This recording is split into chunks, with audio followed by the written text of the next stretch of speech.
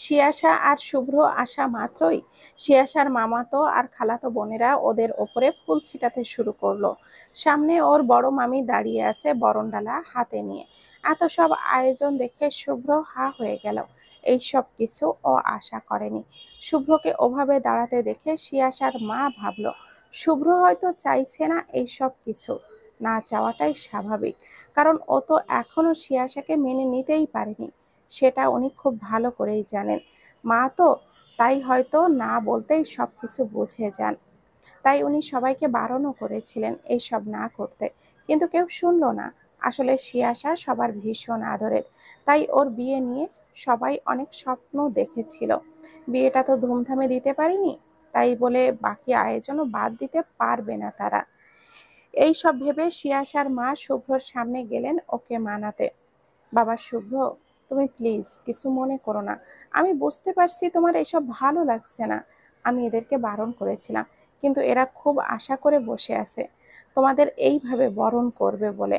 আসলে কি বলতো, শিয়াশা তো আমাদের একমাত্র মেয়ে। আমাদের সবারই খুব আশা ছিল ওর বিয়ে নিয়ে। তুমি প্লিজ কিছু। ওনাকে আর কিছু বলতে না দিয়ে শুভ্র বলল, ইটস ওকে আন্টি, আমি কিছু মনে করিনি।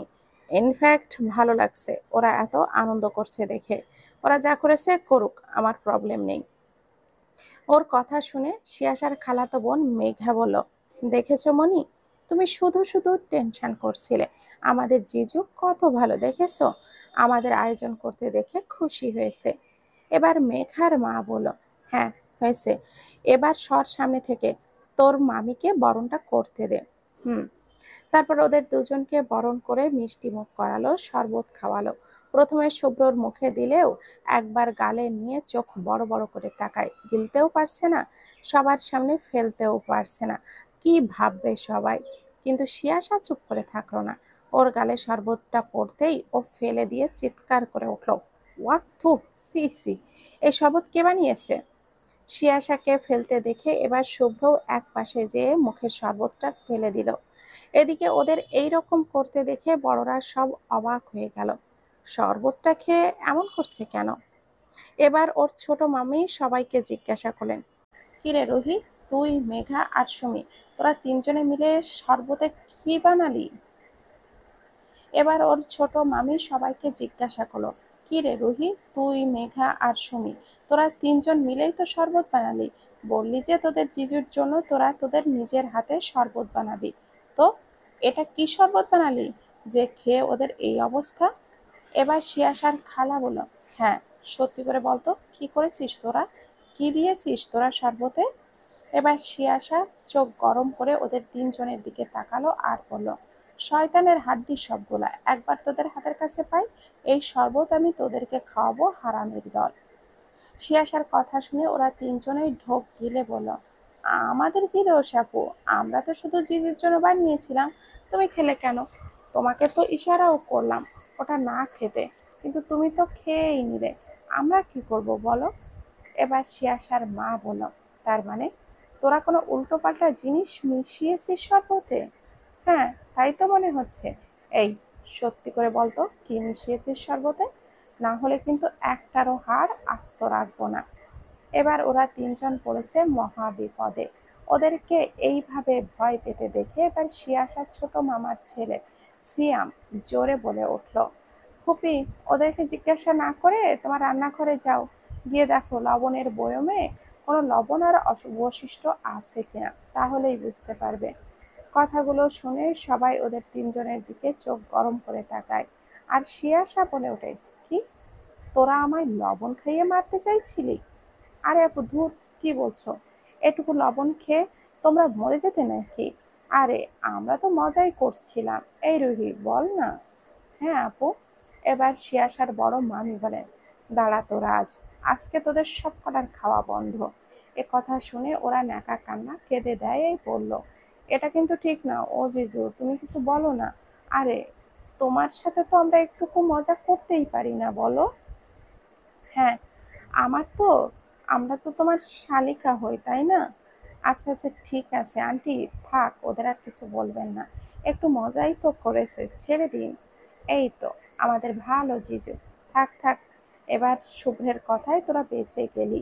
এর পরের বার এরকম কিছু করলে তোদের খবর আছে। আচ্ছা, আর কিছুই করব না। এখন তোরা তোদের রুমে নিয়ে যা, ফ্রেশ হয়ে নে ওরা। হ্যাঁ, যাচ্ছি। তারপর ওরা ফ্রেশ হয়ে একসাথে খাওয়া দাওয়া করে নেয়। খাওয়ার সময়ও শুভ্র পড়েছে আরেক বিপাকে। জামাই আদর কাকে বলে ও হাড়ে হাড়ে টের পাচ্ছে। বাবা গো, এত খাওয়ালে জোর করে যে আগামী 2 দিন আর না খেলেও চলবে। আর শিয়াশা তো শুভ্রর অবস্থা দেখে মিটমিট করে হাসছে। ওরা বেশ মজা পাচ্ছে। খাওয়া শেষে শুভ্র শিয়াশার ঘরে এসে উসখুস করতে লাগলো। এত খাইয়েছে যে এখন বসতেও পারছে না। কিছুক্ষণ পর শিয়াশা রুমে এসে ওকে এইভাবে হাঁটতে দেখে বুঝতে পারলো যে খাওয়ার অনেক জোর হয়ে গেছে বলে শুভ্র এমন করছে। তবুও ওকে জ্বালানোর জন্য বলল, এ কি, আপনি এমন করছেন কেন? কি হয়েছে? কি হয়েছে বুঝতে পারছো না, তাই না? তখন খাওয়ার সময় আমার অবস্থা দেখে মিটিমিটি করে হাসছিলে, সেটা আমি ঠিক নোটিস করেছি। তাই এখন না জানার ভান করো না, ওকে? বাবারে, এত খাবার আমি জীবনেও একসাথে তো দূর, একদিনেও খাইনি। উফ। আচ্ছা ঠিক আছে, আমি আর কিছু বলবো না। আপনি কিছু সময় বিশ্রাম নিন, আর পরের বার থেকে আমি ম্যানেজ করে নিব, যাতে আপনাকে এত খেতে না হয়। হুম। বিকালে সিয়াম, সুমি, রুহি, মেঘা সবাই মিলে শুভ্রর কাছে বায়না করলো ঘুরতে যেতে হবে বলে। শুভ্রও আর না করতে পারলো না, শিয়াশাকে নিয়ে ওদের সাথে বেরিয়ে পড়লো। সাথে শিয়াশা ফোন করলে অন্যরাও সবাই আসলো, শুধু তোহা বাদে, কারণ ও আজ সকালে ওর মামার বাড়ি গেছে। শিয়াশার একটা জিনিস খুব ভালো লাগছে, সেটা হলো শুভ্র ওর সাথে যাই করুক না কেন, ওর পরিবারের কাউকে বুঝতে দেয়নি, এমনি ওদের সাথে খুব ভালো ব্যবহার করছে। তাই ওর ভাই বোনেদের সাথেও খুব মজা করছে। সত্যি বলতে এদের সাথে এভাবে সময় কাটাতে ওরও ভীষণ ভালো লাগছে। কতদিন পর যেন মনটা হালকা হলো। সবার মাঝে থেকে কষ্টটাও লাঘবও হচ্ছে, মনটাও ফ্রেশ লাগছে। সবাই মিলে ঘুরতে ঘুরতে লোকমুখে শুনল পাশেই একটা মেলা বসেছে, ব্যাস। আর কি, মেয়েরা সব যাওয়ার জন্য নাচতে নাচতে শুরু করে দিয়েছে। বাধ্য হয়েই ওদের ওখানে নিয়ে আসতে হলো। তবে এসে ভালোই লাগছে সবার। সবাই ভীষণ মজা করলো, প্রচুর খাওয়া দাওয়াও করলো, আর সব খরচ শুভ্র বহন করলো। অর্ণব আর রিহাবও অনেক ভাজাভুজি খেয়েছে সকলকে। শিয়াশা, রিমি, সিমি, সুমি, রুহি, মেঘা এদের সাথে ঘুরতে ঘুরতে একটা দোকানের সামনে এসে দাঁড়ালে, কারণ ওর ওখানে একজোড়া পায়েল ভীষণ পছন্দ হয়েছে, কিন্তু ও নিতে পারছে না, কারণ ও নিজের সাথে কোনো টাকা আনেনি। আর শুভ্রের কাছে চাইতে ইচ্ছে করছে না, কারণ শিয়াশা আর যাই থাকুক না কেন কখনো নিজেকে কারোর কাছে ছোট করে না। যদি শুভ্র ওকে সত্যি স্ত্রী হিসাবে মেনে নিত, সেটা আলাদা ব্যাপার ছিল, কারণ সে তার বরের কাছ থেকে নিতেই পারে, এটা তার অধিকার। কিন্তু শুভ্র তো সেটা মানে না। তাই ও পায়েলটা না নিয়ে হাত থেকে রেখে ওখান থেকে চলে আসলো। আর এতক্ষণ ধরে সবটা শুভ্র খেয়াল করেছে। ও বুঝতে পারছে যে পায়ের জোড়া ওর খুব পছন্দ হয়েছে, কিন্তু নিল না কেন? হয়তো টাকা নেই, বাট তাহলে আমার কাছে তো চাইতে পারতো, আমি কি দিতাম না নাকি? হুম। অন্য সময় বর করে মাথা খারাপ করে দেয়, আর এই সামান্য কারণে আমার কাছে চাইতে ওনার বাধছে। আরে, আমার কাছে চাইলে কি এমন ক্ষতি হতো, হ্যাঁ? তারপর কিছু একটা ভেবে শুভ্র পায়ের জোড়া কিনে নিল, সাথে আরো 2 ডজন চুড়ি আর এক জোড়া কানের দুল। অনেক ঘোরাঘুরির পর তারপর সবাই মিলে বাড়ি চলে আসলো। অর্ণবরাও বিদায় নিতে চলে গেল। রাতে ঘুমানোর আগে শুভ্র শিয়াশার হাতের প্যাকেটটা দিল। শিয়াশা অবাক হয়ে জিজ্ঞাসা করে, কি আছে এতে? নিজেই দেখে নাও। প্যাকেট খুলে দেখে। শিয়াশা অবাক হয়ে বলল, এটা তো সেই পায়েল যেটা আমি মেলায় পছন্দ করেছিলাম, কিন্তু আপনি কি করে বুঝলেন? আমি তো বলিনি। বলনি বলেই তো নিয়ে আসলাম, পছন্দ হয়েছে, অথচ না কিনে চলে আসলে কেন? আমার কাছে টাকা চাইলে কি আমি দিতাম না? হুম, ভাব দেখাও। বলেই শুভ্র ওয়াশরুমে চলে গেল। এদিকে শিয়াশা শুভ্রের ধমক শুনে বোকা বনে গেল। তবে ভীষণ খুশিও হলো যে শুভ্র নিজের হাতে ওর জন্য এই সব কিনেছে। পায়েল না হয় ওর পছন্দ করেছিল বলে এনেছে, বাট চুড়ি কানের দুল তো শুভ্র নিজে পছন্দ করে এনেছে। এটা ভাবতেই ওর ভালো লাগছে। তারপর ফ্রেশ হয়ে দুজনেই ঘুমিয়ে পড়ল। চারিদিকে বিভিন্ন ফুলের সমারোহ দেখে মনে হচ্ছে এক অপরূপ ফুলের বাগিচা, আর তার মাঝে দাঁড়িয়ে আছে শুভ্র আর তৌসী একে অপরকে জড়িয়ে ধরে। আর তার থেকে কিছুটা দূরে মনটা খারাপ করে দাঁড়িয়ে আছে শিয়াশা। সেদিকে শুভ্রের কোনো খেয়াল নেই। ও হঠাৎই তৌসীকে নিয়ে সামনে ঝর্ণার দিকে এগিয়ে যেতে চাইল, কিন্তু তৌসীকে বাধা দিয়ে শিয়াশাকে কাছে ডেকে বলল, আমি একা ভিজবো তোমার সাথে শুভ্র। তোমার সাথে এই সুখময় মুহূর্ত উপভোগ করার যতটা অধিকার আমার আছে, ততটাই অধিকার শিয়াশারও তো আছে শুভ্র। দেখছো আমাদের ওর থেকে ওভাবে দূরে থাকতে দেখে ওর মনটা কতটা খারাপ লাগছে।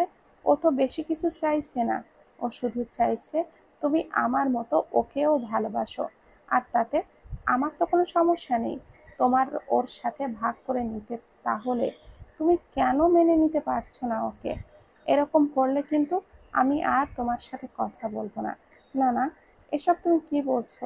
তুমি কথা না বললে আমি থাকবো কি করে? তাহলে আমায় কথা দাও, তুমি যতটা ভালো আমায় বাসো ততটা শিয়াকেও ভালোবাসবে, ওকে আমার মতো করে আপন করে নিবে। হুম, কথা দিলাম। আজ থেকে শিয়াশাকেও তোমার মতো করেই ভালোবাসবো। শুভ্র এই কথাগুলো শুনতেই শিয়াশার মুখে তৃপ্তির হাসি ফুটে উঠল, যেটা দেখে শুভ্ররও ভালো লাগলো। তৌসিও হাসলো।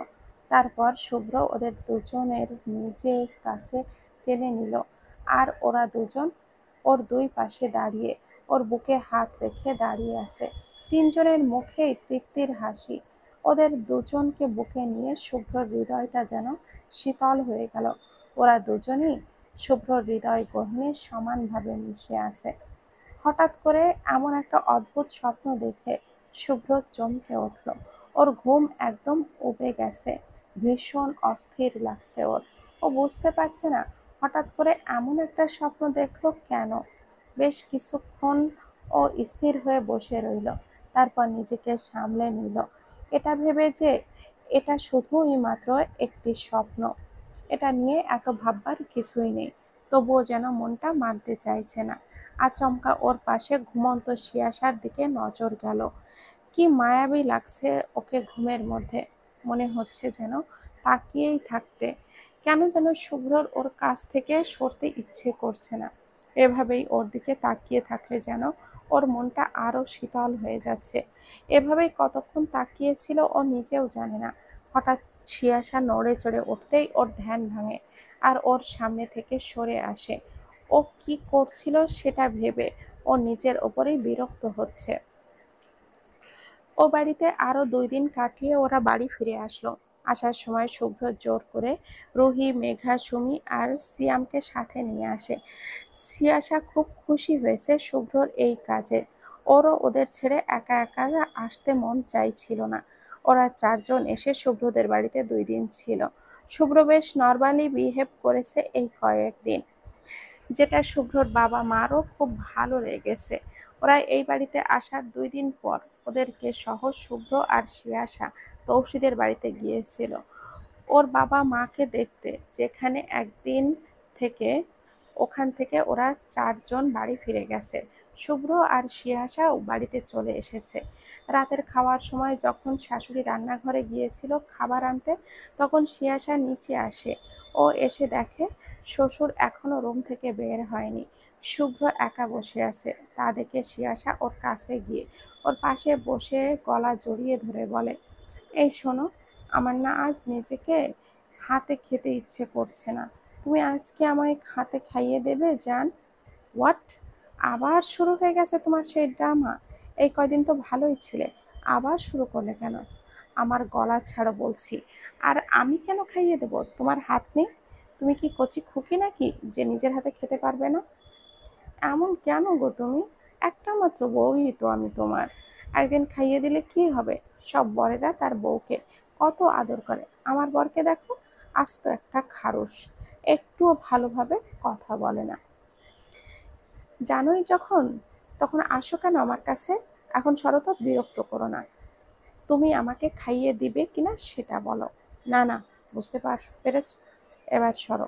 ওকে ফাইন, আমিও দেখবো তুমি কি করে তোমার কথায় অনড় থাকো। আমি যদি আজকে তোমার হাতে না খেয়েছি তো আমার নামও শিয়াশা নয়। হুম হুম, সেই স্বপ্নই দেখতে থাকো। বলেই শুভ্র একটা ফোন আসতেই সে বাইরে চলে গেল, আর শিয়াশা এই সুযোগটাই কাজে লাগালো। একটু পর ওর শ্বশুর শাশুড়ি এসে শুভ্রের কথা জিজ্ঞাসা করে, কিন্তু শিয়াশা শুভ্র কোথায় গেল? কিরে শিয়াশা মা, শুভ্র কোথায় গেল? ওর ফোন এসেছে তাই বাইরে গেল আম্মু। ও আচ্ছা, তুই আয় বসে পড়, আমরা খাওয়া শুরু করে দেই। ও আসতে লাগুক। না আম্মু, তুমি আর আব্বু খেয়ে নাও, আমি ও আসলেই বসি। দেখো মেয়ের কাণ্ড। আরে বাবা, ও তো ফোনে কথা বলছে, আসছে, আমরা তার মধ্যে খাওয়া শুরু করি। ও এসে যাবে এক্ষুনি। আসলে আম্মু, আমি না ডান হাতে খুব ব্যথা পেয়েছি, হাত নাড়াতেই পারছি না, তাই ও বলেছে ওর জন্য অপেক্ষা করতে, ও আমায় খাইয়ে দিবে। ও মা তাই? আচ্ছা, সেটা ঠিক আছে, কিন্তু দেখি কোথায় ব্যথা পেয়েছিস। হ্যাঁ শিয়ামা, বেশি ব্যথা পেয়েছো? তাহলে আমি ডক্টরকে কল করি। ব্যথা নিয়ে বসে থাকা যাবে না। না না আব্বু, ঠিক আছে, আমি ঔষধ খেয়েছি, ঠিক হয়ে যাবে, তোমরা টেনশন করো না। আচ্ছা ঠিক আছে, তাহলে চল, আমি না হয় তোকে খাইয়ে দিই।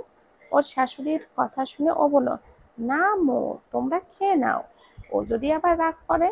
তাই সেই ভয় করছে নাকি তুই ওর হাতে খেতে চাইছিস, বলতো কোনটা? ধ্যাত আম্মু, তুমিও না। হ্যাঁ হ্যাঁ, বুঝি, আমি সব বুঝি। ওদের কথার মাঝেই শুভ্র চলে আসলো। তা দেখে ওর আম্মু বলল, ওই শুভ্র, ওই তো চলে এসেছে। এই বাবা, তাড়াতাড়ি আয় তো, মেয়েটার খিদে পেয়েছে, সেই থেকে তোর জন্য বসে আছে। হ্যাঁ তো, আমার জন্য বসে আছো কেন? মানে? এবার শুভ্র কিছু বলার আগে শিয়াশা বলো, থাক আম্মু, ও মনে হয় ভুলে গেছে, তোমরা খেয়ে নাও, আমি আজকে খাবো না। বলেই মন খারাপ করে চলে যেতে লাগলো। কিন্তু শুভ্রর বাবা থামিয়ে দিয়ে বলল, শুভ্র, এটা কোন ধরনের অসভ্যতা? মেয়েটা হাতে ব্যথায় নাড়াতে পারছে না, তুই নিজে ওকে খাইয়ে দিতে চাই, এখন আবার ভুলে গেছিস? হ্যাঁ শুভ্র, শুধু শুধু তুই মেয়েটাকে কেন কষ্ট দিস বলতো? বেচারি শুধু নিজের হাতে খাইয়ে দিতে চাইছে, আর ও কত খুশি হয়েছে। আমি খাইয়ে দিতে চাইলাম তাও খায়নি, তুই খাইয়ে দিবি বলে। হুম, এখন বেশি কথা না বলে ওকে খাইয়ে দাও। বাবা, আমি। তারপর শুভ্র কিছু বলতে যেয়ে থেমে গেল, কারণ ও ভালোভাবেই বুঝতে পারছে যে এই মেয়ে আবার ওকে ভালো মতো ফাঁসিয়েছে। এখন কিছু বলতেই উল্টো পাল্টা কেস খেয়ে যেতে পারে, তার চেয়ে ভালো খাইয়েই দিই। তারপর ও দাঁতে দাঁত চেপে শিয়াশাকের দিকে তাকিয়ে বলল, চলো, খাবে না আমার হাতে? তো দাঁড়িয়ে আছো কেন? এবার শিয়াশাও খুশি হয়ে ওকে চুপ চোখ টিপ দিয়ে বলল, হ্যাঁ চলুন। তারপর শুভ্র ওকে খাওয়াতে শুরু করলো। শিয়াশাও খুশি মনে ওর হাতে খেতে লাগলো, কিন্তু শুভ্র শুধু ওকে খাওয়াচ্ছে, নিজে খাচ্ছে না। তা দেখে শিয়াশা বলল, কি হলো, আপনি খাচ্ছেন না কেন? ওর কথা শুনে শুভ্র রাগী চোখে ওর দিকে একবার তাকিয়ে বলল, আগে তুমি খাও, তারপর আমি খাবো। না সেটা হবে না, আপনিও আমার সাথেই খান, তাহলেই হবে, নইলে আমি আর খাবো না। তুমি কি? আরে শুভ্র, খেয়ে নে না, ও তো ঠিকই বলেছে। এবার আর শুভ্র কিছুই বলতে পারলো না, বাধ্য হয়ে শিয়াশার সাথে নিজেও খেতে লাগলো। সবার খাওয়া শেষে কিন্তু শিয়াশার এখনো খাওয়া হচ্ছে না। আসলে ও তো খাচ্ছে না, শুধু শুধু দেরি করাচ্ছে শুভ্রকে জ্বালানোর জন্য। শুভ্র এবার বিরক্ত হয়েই বলেই ফেলল, আর কতক্ষণ ধরে খাবে, সেই তখন থেকে খেয়েই যাচ্ছ, এখনো শেষ হচ্ছে না? শুভ্রর কথা শুনে শিয়াশা নায়িকা কান্না করে বলল, কি, এখন এই সামান্য এইটুকু খাবারের জন্য তুমি আমায় খোঁটা দিচ্ছ? যাও তুমি, আর আমাকে তোমার খাওয়াতে হবে না। বলে শিয়াশা ওখান থেকে উঠে চলে গেল। শুভ্রর বাবা মা ওকে ডাকলেও ও শুনল না। এবার শুভ্রর বাবা মা দুজনে রাগী চোখে ওর দিকে তাকিয়ে শুভ্রর বাবা মা বলল, বেয়াদব, তোর সাহস তো কম না, তুই আমার সামনে আমার মেয়েটাকে খাবার কোঠা দিস? হুম, প্রয়োজনে তোর খাওয়া বন্ধ করে দেবো, তাও তুই ওকে কিছু বলতে পারবি না। শুভ্র এবার ভ্যাবাচ্যাকা খেয়ে গেল, এতক্ষণ ধরে ওকে খাওয়ালো, আবার ওর জন্য বকাও শুনলো, কিন্তু কেন?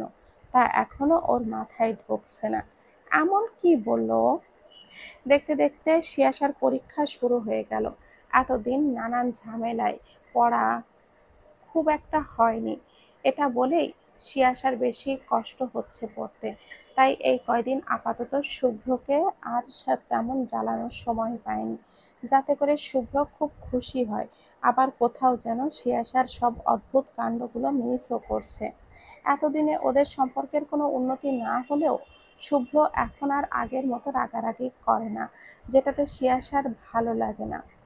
আর ওর পরীক্ষারও সময় মতো শুভ্র ওর পড়াশোনার ক্ষেত্রে ভীষণ হেল্প করেছে, নিজ দায়িত্ব নিয়ে ওকে পড়িয়েছে। আর আল্লাহর রহমতে শিয়াশার পরীক্ষাও খুব ভালো হয়েছে। আজকে ওদের শেষ পরীক্ষা ছিল, যথারীতি ও শুভ্রকে কলেজে এসেছে। এখন আর ওকে মাঝ রাস্তায় নামিয়ে দেয় না শুভ্র, ভার্সিটির গেটের সামনেই ওকে নামিয়ে শুভ্র গাড়ি ভিতরে ঢোকায়। ভালোভাবে পরীক্ষা শেষ করে শিয়াশা, অর্ণব, শিহাব, রিহাব, তোহা, রিমি, সিমি সবাই হাসি মুখে গল্প করতে হলো, হল থেকে বের হলো। আজকে ওদের সবারই খুব ভালো পরীক্ষা হয়েছে, আর শেষ ভালো যখন বাকি সবও ভালো হবে, এটা ভেবেই হাসি মনে ওরা গল্প করছিল।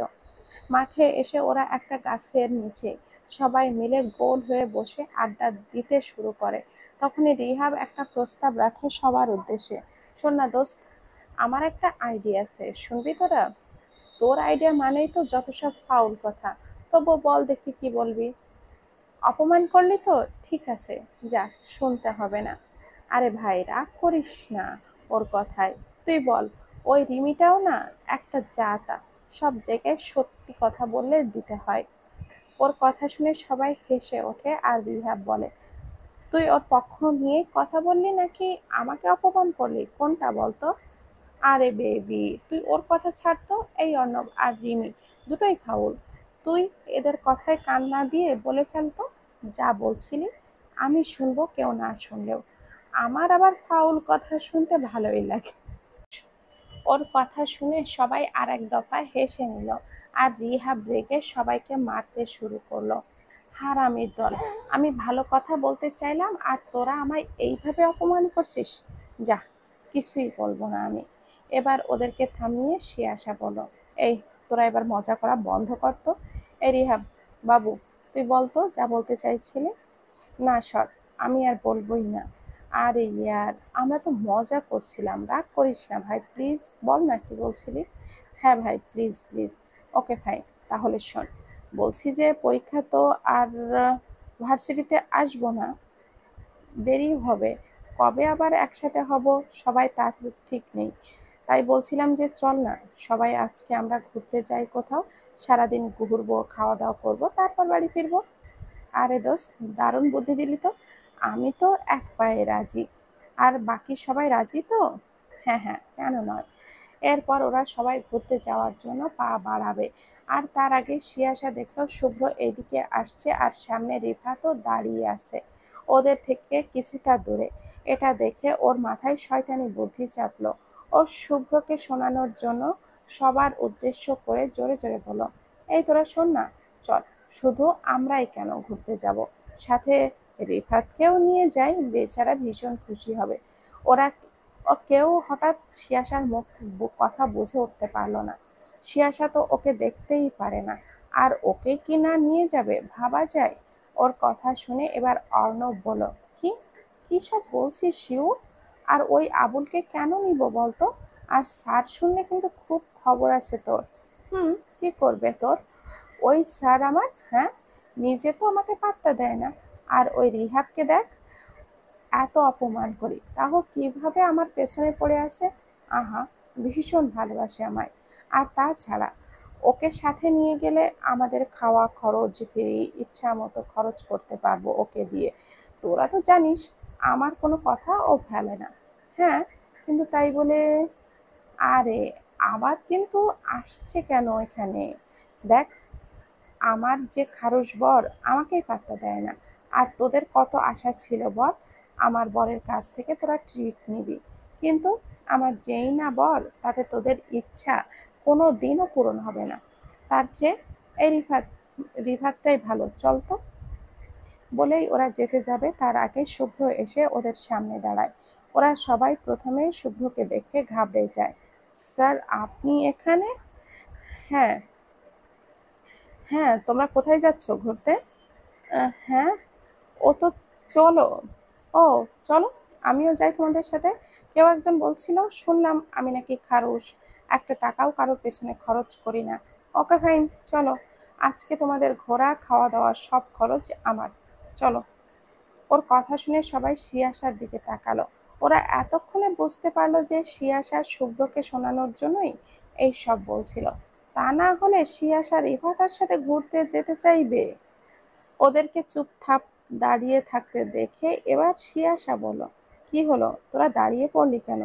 চল, উনি যখন নিজে থেকে আমাদের সাথে যেতে চাইছে তাহলে চল না। আর আপনিও চলুন। হ্যাঁ হ্যাঁ, চল। তারপর ওরা শুভ্রর গাড়িতে করে ঘুরতে গেল, রেস্টুরেন্টে খাওয়া দাওয়া করলো, অনেক মজা করলো। শুভ্র প্রথমে শিয়াশার উপরে রেগে এদের সাথে আসলেও এখন খুব ভালো লাগছে। সবাই মিলে অনেক মজা করে আর শুভ্র আর শিয়াশার কাছ থেকে বিদায় নিয়ে চলে গেল। শুভ্র আর শিয়াশাও বাড়ির জন্য রওনা দিল।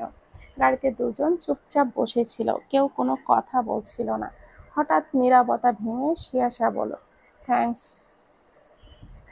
ওর কথা শুনে শুভ্র ভুরু কুঁচকে একবার ওর দিকে তাকিয়ে আবারও সামনে ফিরে গাড়ি চালানোতে মনোযোগ দিল।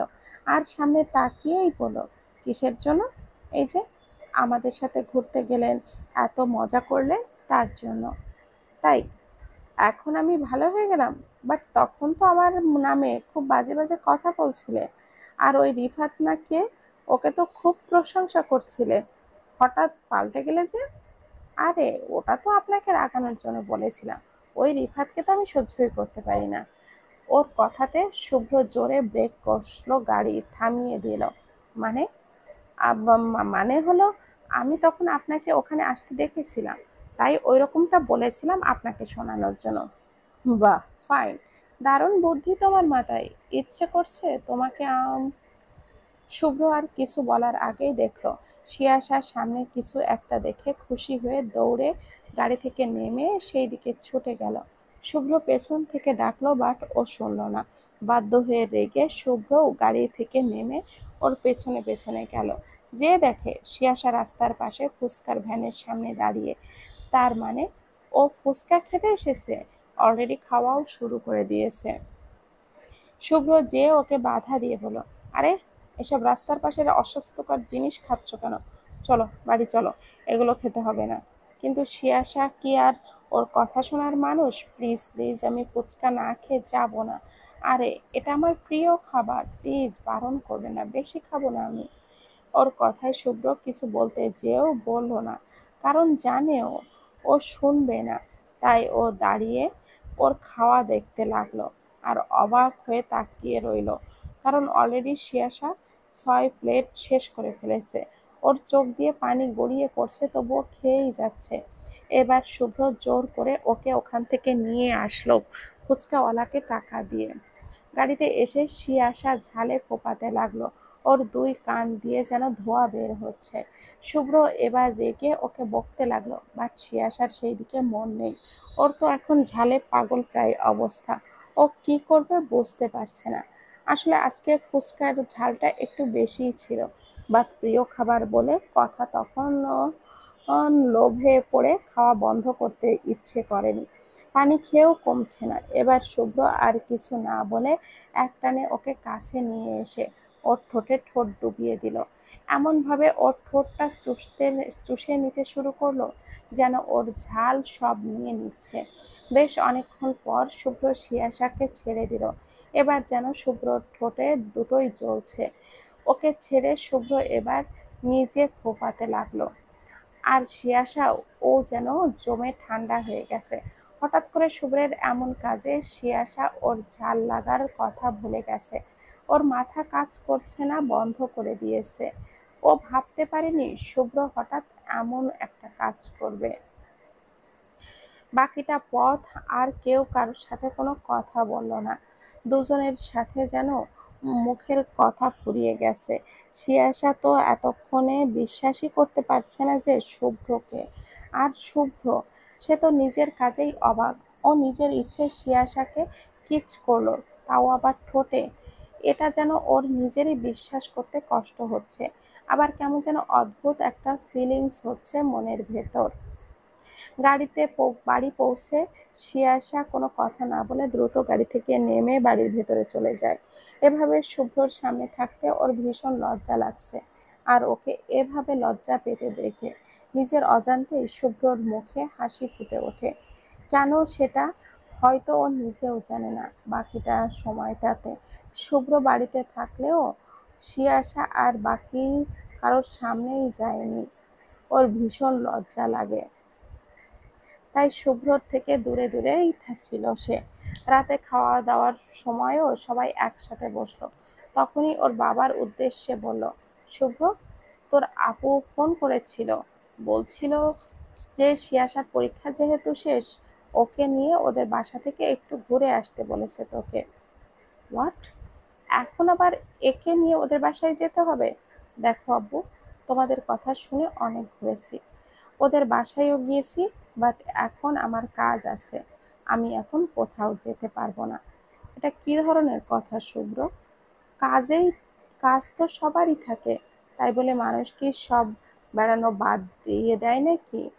হ্যাঁ শুভ্র, তোর আব্বু তো ঠিকই বলেছে, শুধু শুধু অজুহাত দেখাস না। আর শিফার শ্বশুর শাশুড়ি নিজে তোর আব্বুকে ফোন করে বলেছে তোদের যাওয়ার কথা।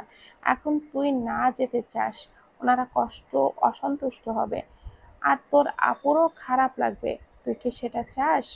ওকে ফাইন, যাব। আর ইমোশনাল ব্ল্যাকমেল করতে হবে না। ওর কথায় সবাই এবার খুশি হয়ে গেল। আর ওর বাবা বলল, ঠিক আছে, তাহলে আর দেরি করে লাভ নেই, তোরা কালকেই সকালেই চলে যা। ওকে।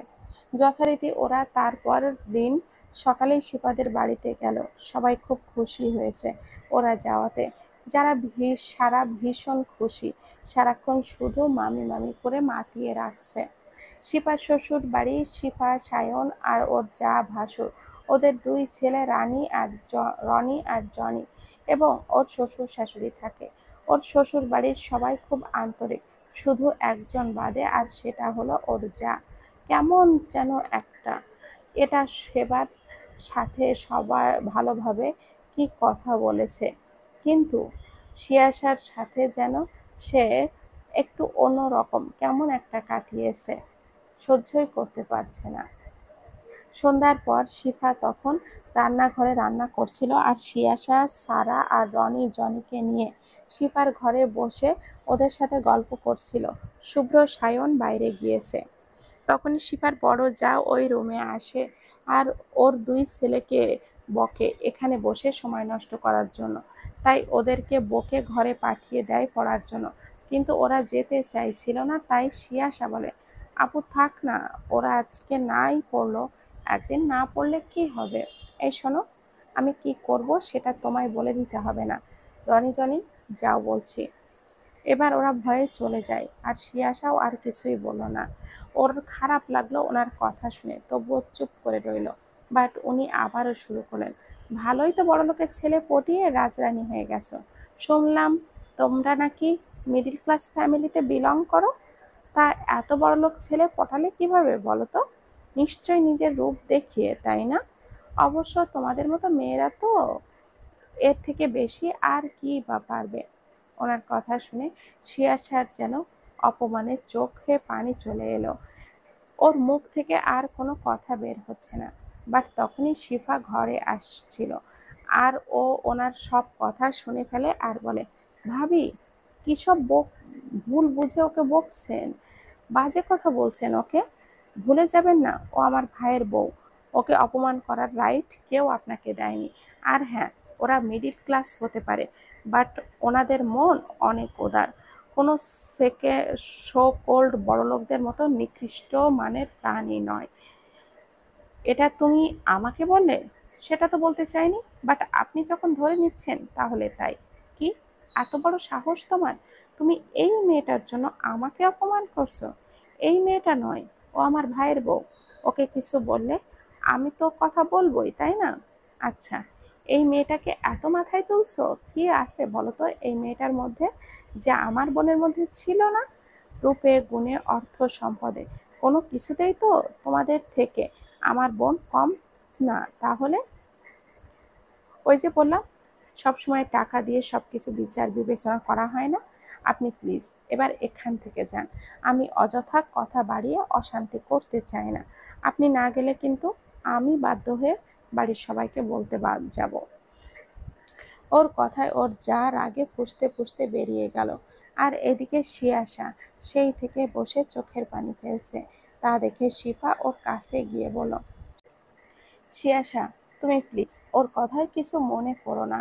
দেখো, আমাদের সমাজে এরকম কিছু কীট আছে যাদের কথা কানে তুলতে নেই, ইগনোর করতে হয়। আর আমারই ভুল, তোমার আমাকে আগেই সাবধান করে দেওয়া উচিত ছিল। তবে এরপর থেকে তোমাকে যাই বলুক না কেন, মুখ বুজে সহ্য করবে না, কেমন? হুম। আচ্ছা আপু, উনি এরকম কেন করলো বলো তো? উনি মনে হয় ওনার বোনের সাথে তোমার ভাইয়ের বিয়ে দিতে চাইছিল, তাই না? হুম। তাহলে হয়নি কেন? শিয়াশা, সেটা ওনারা চেয়েছিল, বাট আমাদের কারোরই মত ছিল না। আসলে মেয়েটা শুধু চেহারাই সুন্দর, বাট এমনিতেই খুব খারাপ, আর অনেকটা ওভার স্মার্টও, যেটা আমাদের কারোরই পছন্দ নয়। সেটার রাগেই তোমার ওপরে দেখাতে এসেছিল। তবে তুমি, উনি যাই বলুক না কেন ইগনোর করবে, আর একদম মন খারাপ করবে না, কেমন? আচ্ছা, সেভাবে নিয়েই তুমি ভেবো। একটু আগে খারাপ লাগছিল, বাট এখন কিন্তু ব্যাপারটা ভালোই লাগছে। এটা ভেবে যে উনি আমাকে দেখে জ্বলছেন, ওর ওই বোনটাকেও দেখতে ইচ্ছে করছে। তাই ওকে ভেবো না। আমার মন বলছে, দেখো, কালকেই না ওই মেয়ে এখানে চলে আসে। এত শিওর হচ্ছ কিভাবে? হুম, কারণ এটা প্রতিবারই হয়। যখনই শুভ্র আসে এখানে, তখনই ভাবি ওর বোনকে ফোন দিয়ে এখানে নিয়ে আসে। আর মেয়েটাও চলে আসে আমার ভাইকে ইমপ্রেস করতে। বাট বেচারি কোনোভাবেই পাত্তা পায় না। হ্যাঁ হ্যাঁ, তাহলে তো দারুণ মজা হবে। ওকে, তাহলে ওর আসার অপেক্ষায় থাকি আমি। তারপর তো হবে মজা। আচ্ছা, নামটা কি যেন বললে না তো? রিয়া। ওহো, রিয়া। ওকে, রিয়া বেবি, এবার তাড়াতাড়ি এসো। তোমার ক্রাশের বউ তোমার জন্য অধীর আগ্রহে অপেক্ষা করছে। পরের দিন সকালে শুভ্র, শিয়াশা, শিফা, সায়ন, ওর শ্বশুর শাশুড়ি সবাই ড্রয়িং রুমে বসেছিল। তখনই একটা মেয়ে ভেতরে প্রবেশ করলো, যাকে দেখে শিয়াশার তো চোখ বড় বড় হয়ে গেছে। দেখতে পুরাই সাদা বিলাই, আর পোশাকের কি সিরি, সি সি সি, হাতা নেই, হাঁটুর ওপরে উঠে এসেছে। কোনো ভদ্র মেয়ে এমন পোশাক পরতে পারে? শিয়াশার তো লজ্জায় এক গ্লাস পানিতে ডুবে যেতে ইচ্ছে করছে। অথচ এই মেয়েকে দেখে দিব্যি এতগুলো মানুষের সামনে এই পোশাক পরে দাঁড়িয়ে আছে, ছি। ওর ভাবনার মাঝেই শিফার যা এসে ওই মেয়েটাকে বেশ আদরে গদগদ ভাব নিয়ে জড়িয়ে ধরলো। এটা দেখে ও বুঝতে পারলো যে এই মেয়েটাই হচ্ছে রিয়া। ওলে আমার সোনা বুনুটা, কতদিন পর তোকে দেখলাম। তোর তো এখন আমার কাছে আসার সময়ই হয় না। আরে আপি, আমিও তোকে খুব মিস করি, তাই তো চলে এলাম। আরে জিজু, কেমন আছো তুমি? কোনো কথাই বলছো না যে? মনে হচ্ছে আমাকে দেখতেই পাচ্ছ না, খুশি হওনি আমায় দেখে? আরে শালিকা, কি বলো? খুশি হব না কেন? খুব খুশি হয়েছি। না হয়ে উপায় আছে নাকি? যদিও তোমার আমার একটু সহ্য হয় না, বাট সেটা প্রকাশ করলে তো তোমার বোন আমার খবর খারাপ করে দিবে। সি সি, পোশাকের কি সিঁড়ি! বাবা মার সামনে আমার নাক কান একদম কাটা গেল। শেষের কথাগুলো বিড়বিড় করে বলল। জোরে বলার সাহস ওনার নেই। তারপর আবারও বলল, আরে শালিকা, তুমি দাঁড়িয়ে আছো কেন? বসো। আর দেখো কে এসেছে, শুভ্র। আর এ হলো ওর বউ শিয়াশা। অয়নের কথা শুনে রিয়া শিয়াশার দিকে একবার কেমন করে যেন তাকালো। তারপর ওর দিকে মুখ ভেঙচি দিয়ে শুভ্রর সামনে এগিয়ে গেল। আর শিয়াশা তো রাগে ফুঁসতে লাগলো।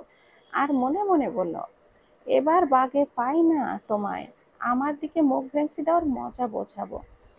রিয়া শুভ্রর সামনে গিয়ে ন্যাকামো করে বলল, আরে শুভ্র, কেমন আছো তুমি? ইস, কতদিন তোমায় দেখিনি। তোমায় তো দেখছি আগের চেয়েও ভীষণ হ্যান্ডসাম লাগছে। ওর কথায় শুভ্র কিছু বলার আগেই শিয়াশা ওদের কাছে এসে বলল, হুম, তা তো লাগবেই আপু। বিয়ের পর বউয়ের আদর পেলে আরো বেশি সুদর্শন তো হবেই, তাই না?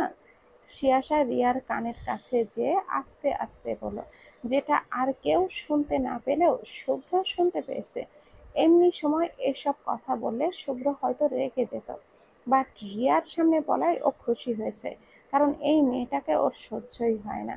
এদিকে শিয়াশার কথা শুনে রিয়া তো জ্বলে যাচ্ছে, সাথে শিয়াশার ওপরও ভীষণ রাগ হচ্ছে, কিন্তু এখানে সবাই আছে তাই ও আর কিছুই বলল না।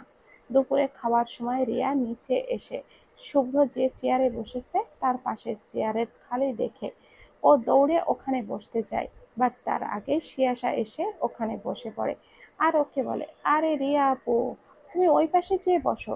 আসলে খাওয়ার সময় আমি ওর পাশে না বসলে ওর ভালো লাগে না। আর আমার বরের পাশে তুমি বসবে কেন বলো তো? তার চেয়ে ভালো তুমি ও পাশে যেয়ে বসো, কেমন? শিয়াশার কথা শুনে রিয়া রেগে ওর দিকে একবার তাকিয়ে ওর পাশে গিয়ে বসলো। আর ওদের এই অবস্থা দেখে শিফা, সায়ন সহ বাকি সবাই মিটিমিটি হাসতে লাগলো, শুধু রিয়া আর ওর বোন বাদে। তারপর খাওয়া দাওয়া শেষে সবাই রুমে চলে গেল, আর শুভ্র একটু ছাদের দিকে গেল। আসলে খাওয়ার পর একটু হাঁটাহাঁটি না করলে ওর ভালো লাগে না। ওকে দেখতে যেতে এই রিয়াও খুশি হয়ে ওর পেছনে পেছনে গেল। ও ভাবলো ছাদে যে শুভ্রর সাথে একটু ভালোভাবে কথা বলতে পারবে, আর কেউ ডিস্টার্ব করতে পারবে না। কিন্তু ওর ভাবনায় এক বস্তা বালি ঢেলে দিয়ে ও ছাদে গিয়ে শুভ্রর সাথে কোনো কথা বলার আগেই শিয়াশা সেখানে পৌঁছে গেল। ওকে দেখে রিয়ার মেজাজ এবার একদম বিগড়ে গেল। এই মেয়েটা ওকে শুভ্রের সাথে কথা বলতেই দিচ্ছে না, সব জায়গায় বাধা সৃষ্টি করছে, অসহ্য। আরে জানো, তুমি এখানে কেন? নিচে চলো না, আমার ভীষণ ঘুম পাচ্ছে। ওর কথা শুনে রিয়া বলল, তা তোমার ঘুম পাচ্ছে, তুমি গিয়ে ঘুমাও না। ওর কাছে কি? ওকে কেন বিরক্ত করছো?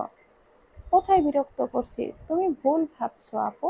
আমার বরটা আমায় ভীষণ ভালোবাসে, আমার কোনো কাজেই ও বিরক্ত হয় না। আচ্ছা, তুমি এখানে কি করছো এই সময়? আমার কাজ আছে তাই এসেছি, তোমায় বলতে হবে? না, আমি সেটা বলিনি। আচ্ছা তুমি থাকো, আমরা বরং যাই। চলো। জানো, আশ্চর্য মেয়ে তো তুমি। আরে, ও ছাদে হাঁটতে আসলো আর তুমি ওকে নিচে নিয়ে যাওয়ার জন্য ফোর্স করছো কেন? তোমার ঘুম পাচ্ছে, তুমি গিয়ে ঘুমাও। ওকে তোমার কি দরকার? আসলে তোমার তো বিয়ে হয়নি তাই এসব বুঝবে না, ছেড়ে দাও। মানে, এর সাথে বিয়ে হওয়া না হওয়ার কি আছে? কি সম্পর্ক? আসলে কি বলতো, বিয়ের পর থেকে সারাক্ষণ ওর আদর ভালোবাসায় আমায় এমন পাগল করে দিয়েছে যে ঘুমাতে গেলেও ওকে জড়িয়ে না ধরলে, ও আদর না করলে আমার ঘুমিয়ে আসে না। তাই না বেবি? শিয়াশার কথা শুনে শুভ্রর কাশি উঠে গেল। কি বলে এই মেয়ে! কিন্তু ও মুখে কিছুই বলল না, কারণ ও নিজেও চায় রিয়া এইসব বিশ্বাস করুক, কারণ ওর পেছনে ঘোরা ছেড়ে দিক। আর এইদিকে শিয়াশার কথা শুনে রিয়ার তো রাগে গা জ্বলছে। ও কিছুতেই শুভ্রের সাথে শিয়াশাকে মেনে নিতে পারছে না। তারপর শিয়াশা রিয়ার সামনে দিয়ে শুভ্রকে এক পাশ থেকে জড়িয়ে ধরে ওখান থেকে চলে গেল, আর রিয়া ওখানেই দাঁড়িয়ে রাগেই ফুঁসতে লাগলো। রুমে এসে দাঁড়াতেই শুভ্র জোরে জোর করে এবার শিয়াশাকে নিজের থেকে ছাড়িয়ে চোখে মুখে রাগী ভাব আনার চেষ্টা করে বলল, এই মেয়ে, কি সব আজে বাজে বকছিলে ওর সামনে? তোমার সাহস তো কম না? দেখেছো, এই জন্য কারো ভালো করতে নেই। ওনার ভালোর জন্য আমি তখন এত নাটক করলাম, আর উনি কিনা এখন আমাকেই ধমকাচ্ছেন। হয়েছে হয়েছে, আর ড্রামা করতে হবে না, সরো। ওর কথা শুনে শিয়াশা ওর কাছে যেয়ে গলা জড়িয়ে ধরে বলল, সরব মানে? আপনাকে আমি ওই ঢঙ্গির হাত থেকে বাঁচিয়ে দিয়েছি, কিন্তু তাই এখন আমি আপনার বুকে মাথা রেখে ঘুমাবো, আর আপনিও আমায় আদর করে ঘুম পাড়িয়ে দেবেন। তোমার সাহস দিনকে দিন বেড়ে যাচ্ছে, তাই না? হ্যাঁ, আমি জানি সেটা। এখন অযথা ধমকাধমকি করবেন না তো, আমার ভীষণ ঘুম পাচ্ছে। বলেই শিয়াশা শুভ্রকে ধাক্কা দিয়ে বিছানায় ফেলে ওর বুকের ওপরে মাথা রেখে শুয়ে পড়ল। আর শুভ্র কিছু বলার আগেই শিয়াশা বলে উঠল, দেখুন, এখন অযথা বকলে কিন্তু আমি চিৎকার করে সবাইকে বলবো আপনি আমার সাথে ঝগড়া করছেন। আর ভুলে যাবেন না, এটা আপনার বোনের শ্বশুরবাড়ি।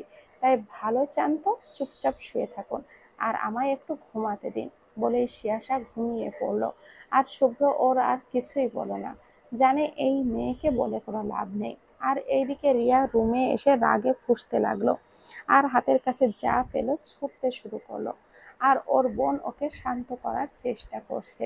বোন তুই প্লিজ শান্ত হ, এভাবে রেগে কি হবে বলতো, ঠান্ডা মাথায় ভাবতে হবে। এভাবে হুটহাট করে রেগে কিন্তু কোনো লাভের চেয়ে ক্ষতিই বেশি হবে।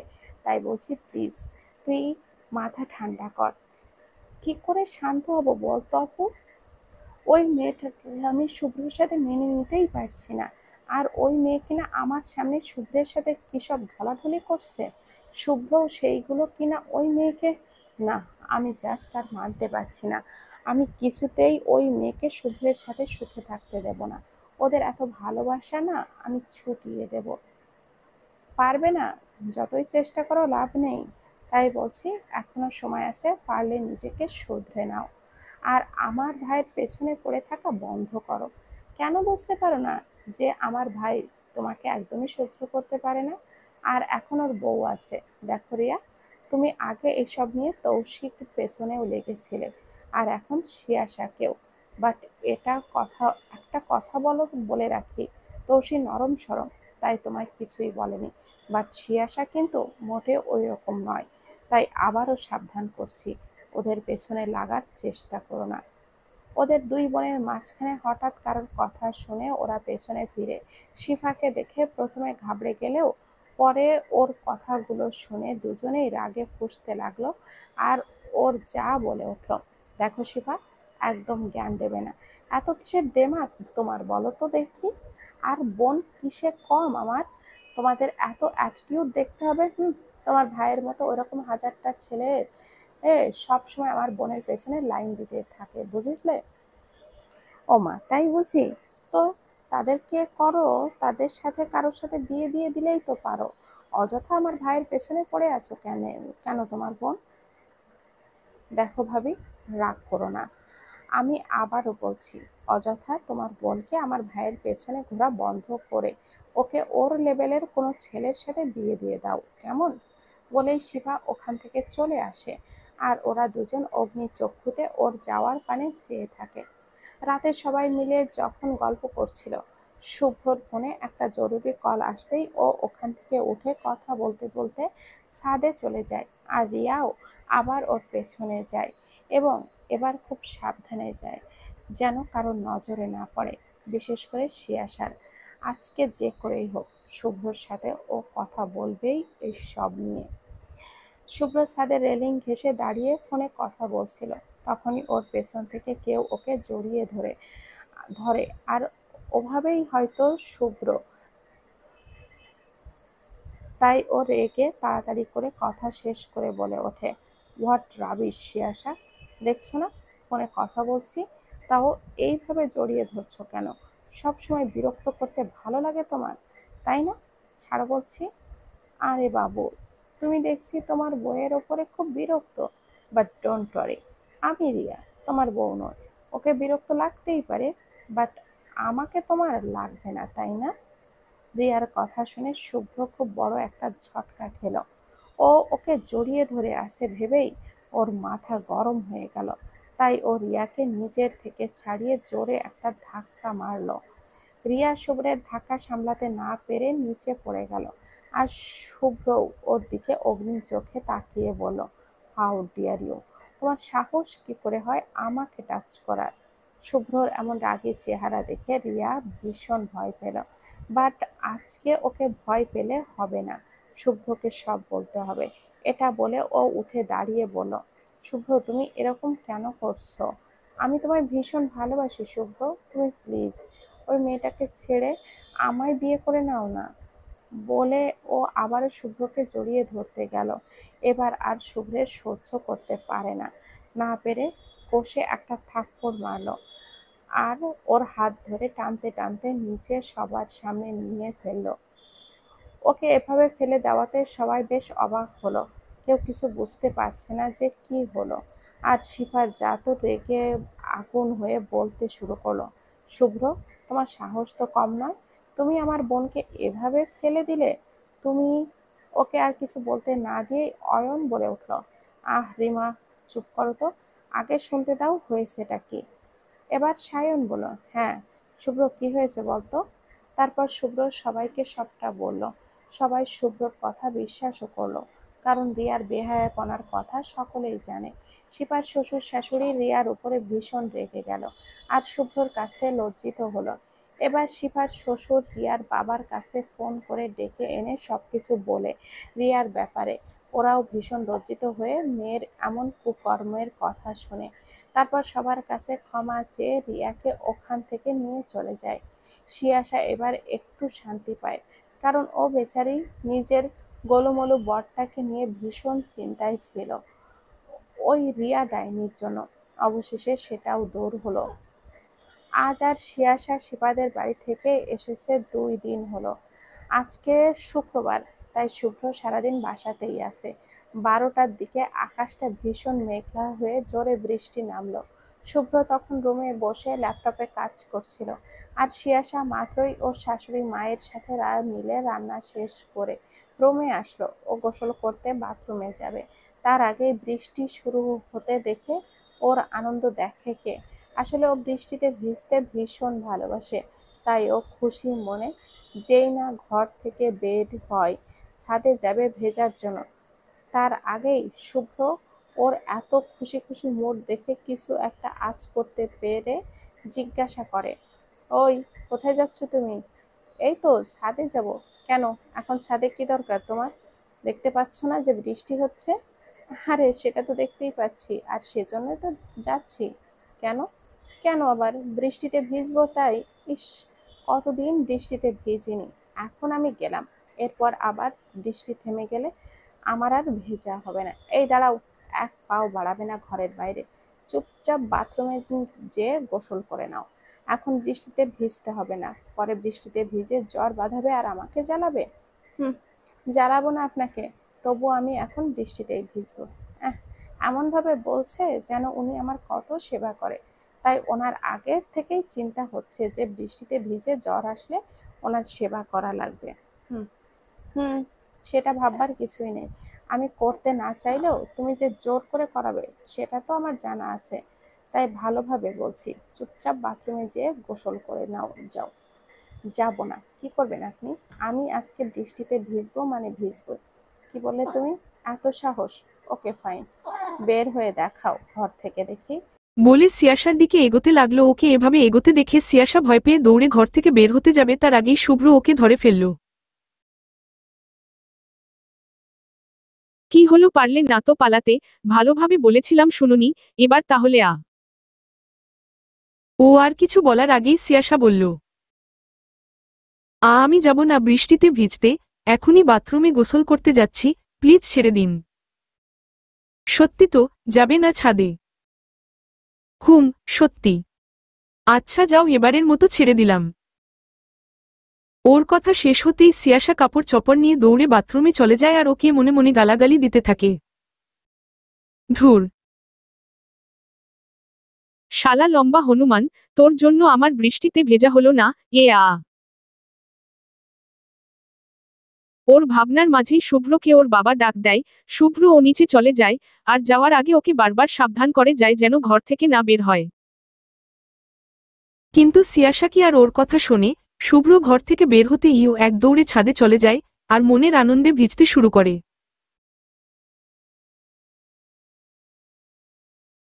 আর এদিকে শুভ্র ওর বাবার কথা শেষ করে রুমে এসে সিয়াসাকে না দেখে বাথরুমে, বেলকনিতে সব জায়গায় দেখেও না পেয়ে রেগে ছাদে যায়। বাট ছাদে গিয়ে সামনের দিকে তাকাতেই ওর সব রাগ নিমিষেই গায়েব হয়ে গেল সামনে দাঁড়িয়ে থাকা নারী অবয়বটাকে দেখে। ওর মনে হচ্ছে ওর সামনে একটা পরী দাঁড়িয়ে আছে, যাকে বৃষ্টিতে ভেজার ফলে যেন একটি সদ্য ফোটা ফুল মনে হচ্ছে।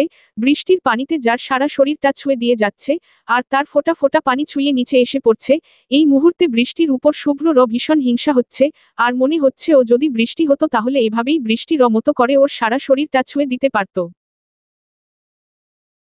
এদিকে সিয়াসা তো নিজের মতো হাত পা ছড়িয়ে 2 হাত মেলে আকাশপানে তাকিয়ে বৃষ্টিটাকে উপভোগ করতে ব্যস্ত, কিন্তু ওর এই রূপ দেখে যে কেউ মুগ্ধ দৃষ্টিতে তাকিয়ে রয়েছে।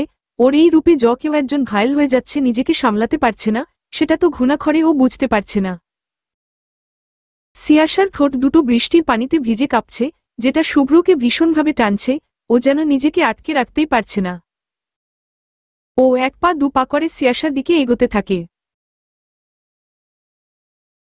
হঠাৎ করে শুভ্রকে নিজের দিকে এগোতে দেখে সিয়াসার মাথায় আসে যে ও শুভ্রর কথা না মেনে ছাদে ভিজতে এসেছে, আর শুভ্র এখন এভাবে ওর দিকে এগিয়ে আসছে মানে নিশ্চয়ই বড় কোন শাস্তি দিবে, আবার ছাদ থেকে ফেলে দিবে না তো। ওরে বাপরে, এসব ভেবে ও ঢোক গিলল, তারপর কাপা কাপা গলায় বলল, কি আপনি এভাবে আমার দিকে এগোচ্ছেন কেন? প্লিজ এবারের মতো মাফ করে দিন, আর কোন দিন ও বৃষ্টিতে ভিজব না, সত্যি বলছি। হঠাৎ করে সিয়াসার কথায় শুভ্র ওর ঘর থেকে বেরিয়ে আসে। এতক্ষণ ও এসব কি করছিল সেটা ভেবেই নিজের উপর রাগ হয়, বাট ওর বা কি করার, মনের উপর তো আর কারো নিয়ন্ত্রণ থাকে না। আর ও যে সেটা আরো অনেক আগেই হারিয়ে ফেলেছে সেটা ও নিজেও এখন আর চাইলেও অস্বীকার করতে পারবে না। ও খুব ভালো করেই বুঝতে পারছে যে ওর কি করা উচিত, তবুও কোথায় যেন বাধা আসছে। এবার ও এসব আকাশকুসুম ভাবা বাদ দিয়ে বলল, ভীষণ সাহস হয়ে গেছে না তোমার? আমি বারণ করার পরও শুনলে না। সত্যি ভুল হয়ে গেছে, আর কোনোদিনও এরকম হবে না, প্লিজ এবারের মতো মাফ করে দিন। এখন আর এসব বলে লাভ নেই, ভালোভাবে বলেছিলাম শোনোনি, এবার তো তোমায় শাস্তি পেতেই হবে। বলে যেই সিয়াসার দিকে এগোতে যাবে তার আগেই সিয়াসা দৌড়ে নিচে চলে আসলো। ওকে এভাবে যেতে দেখে শুভ্র বোকা বনে গেল। তারপর সিয়াসার চিৎকার শুনে ও দৌড়ে সিঁড়ির দিকে যেয়ে দেখে সিয়াসা মাঝ সিঁড়িতে পায়প হাত দিয়ে বসে আছে আর কান্না করছে। ওকে কাঁদতে দেখে শুভ্র বুকটা ধক করে উঠল, তাই ও তাড়াতাড়ি নিচে নেমে ওর কাছে গেল আর বলল, কি হলো, এভাবে বসে আছো কেন? পায়ে কি হয়েছে? তাড়াতাড়ি ছুটে আসতে গিয়ে পড়ে গেছি, পা ভীষণ ব্যথা করছে। ও মাগো, আমার পাটা মনে হয় ভেঙে গেল। এবার শুভ্রর রাগ হয় সিয়াসার উপর। ব্যথা তো লাগবেই, কে বলেছিল ওভাবে দৌড়ে পালাতে? আমি কি বাঘ না ভাল্লুক যে তোমায় খেয়ে ফেলতাম? হুহ, এখনো আমায় বকবেন নাকি? আমায় তুলবেন এখান থেকে। সিয়াসার চিৎকার শুনে এতক্ষণে ওর শ্বশুর শাশুড়ি ও সেখানে এসে গেছে। কি হলো ওর পায়ে? ওভাবে বসে কাঁদছে কেন? সিঁড়ি থেকে পড়ে গেছে এটুকু বলে শুভ্র ওকে কোলে তুলে নিয়ে রুমের দিকে এগিয়ে গেল, আর ওর বাবাকে বলল ডাক্তারকে ফোন দিয়ে ডাকতে। তাই ওর বাবা গেল ডাক্তারকে ফোন করতে আর ওর মা ওদের পিছনে আসলো। সিয়াসাকে ঘরে নিয়ে শুভ্রর মা ওর জামা বদলে চুলগুলো ও মুছে দিল, না হলে আবার ঠান্ডা লেগে যাবে। তার মধ্যেই শুভ্রর বাবার সাথে ডাক্তার ও আসলো রুমের ভিতর। ডাক্তার ওকে ভালোভাবে দেখে বলল, অল্পের জন্য পাটা ভেঙে যায়নি, বাট আঘাতটা বেশ জোরেই লেগেছে, এজন্য মচকে গেছে। তবে চিন্তার কিছু নেই, আমি ওষুধ দিচ্ছি আর কেউ কদিন বেডরেস্টে থাকলেই ইনশাআল্লাহ ঠিক হয়ে যাবে। তারপর ডাক্তার ওষুধ লিখে দিয়ে চলে গেল। শুভ্রও বের হয়ে গেল ওষুধ আনতে। ওর মা সিয়াসার পায়ে গরম ভাপ দিতে লাগলো ব্যথা কমানোর জন্য। এমনিতেই পায়ের ব্যথা তো আছেই, সেই সাথে আবার রাতে ভীষণ জ্বর ও আসলো সিয়াসার। শুভ্ররত এবার ইচ্ছা করছে আবার ওকে বাথরুমে নিয়ে পান্নির মধ্যে চুবিয়ে রেখে আসতে। ইচ্ছামতো কিছু সময় ও সিয়াসাকে বকল, বাট ওর তো কোন হুঁশই নাই।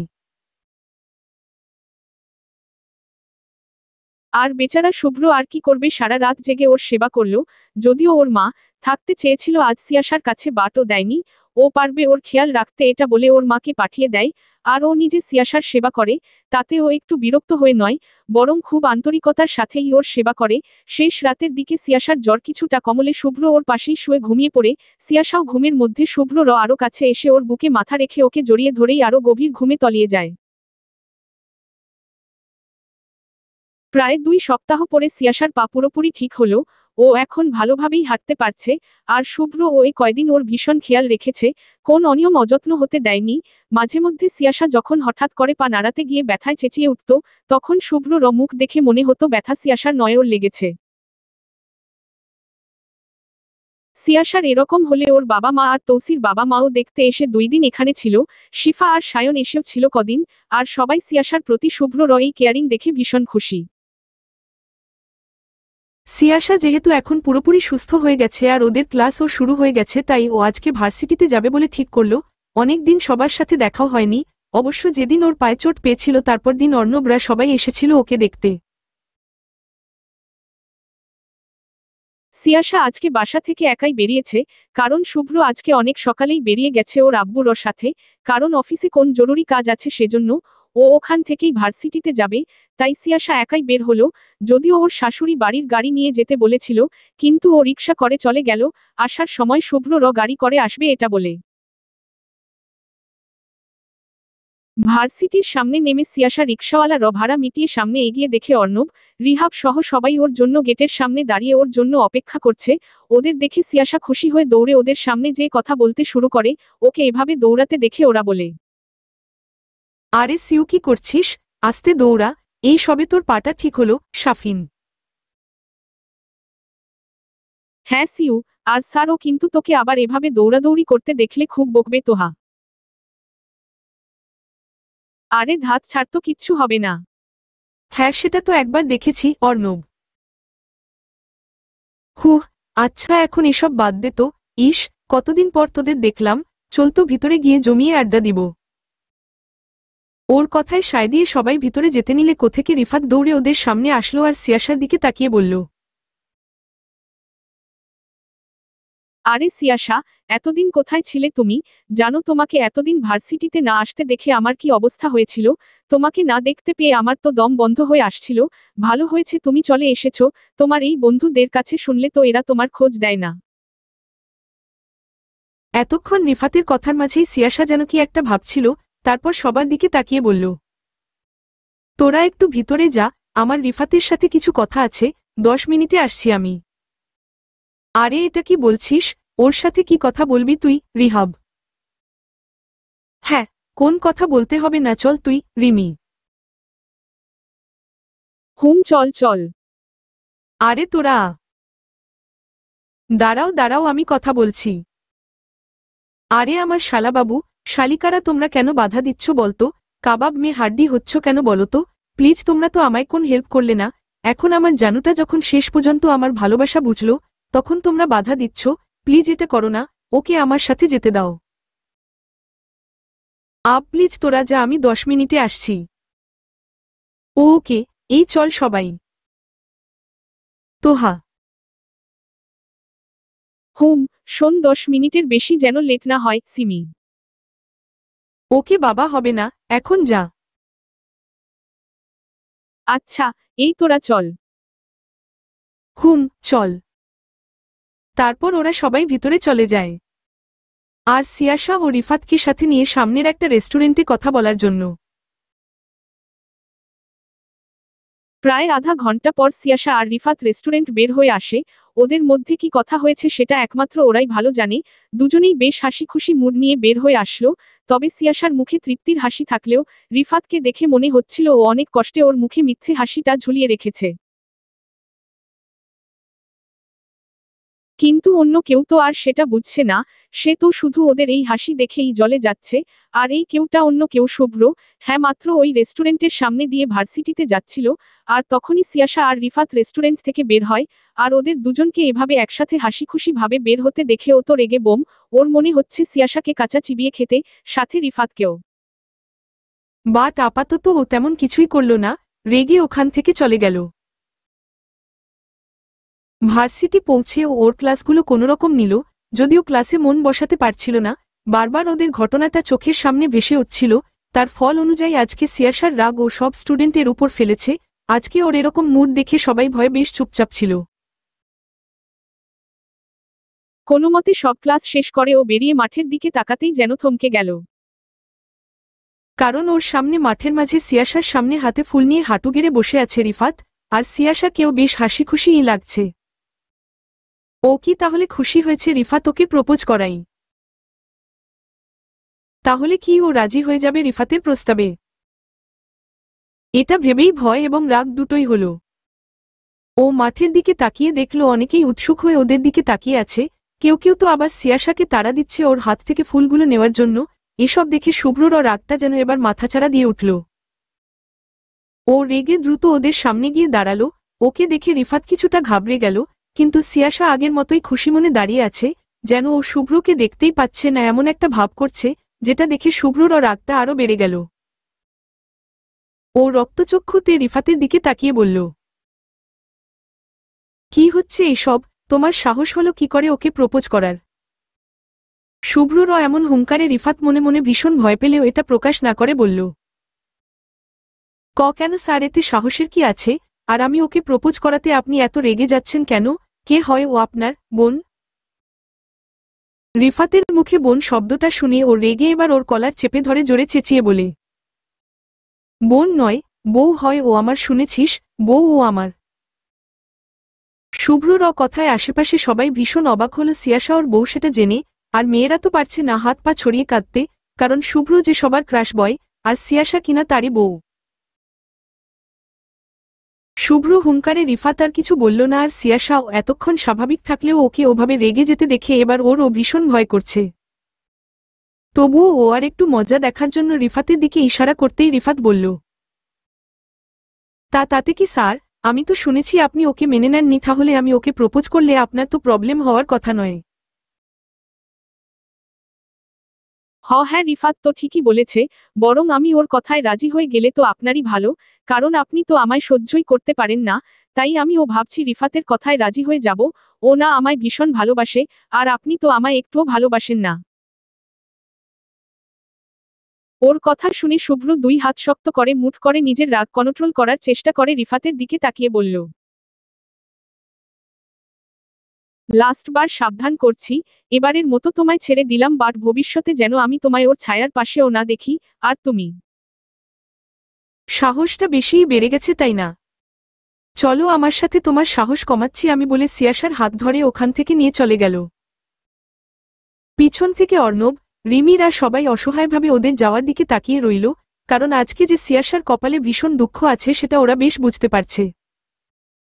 বারবার বারণ করার পরও একবারও ওদের কথা শুনল না। ওরা ভাবছে তখনকার কথা। তখন সিয়াসা রিফাতের সাথে কথা বলতে গেলে ওরা সবাই ভিতরে বসে ওর আসার অপেক্ষা করছিল।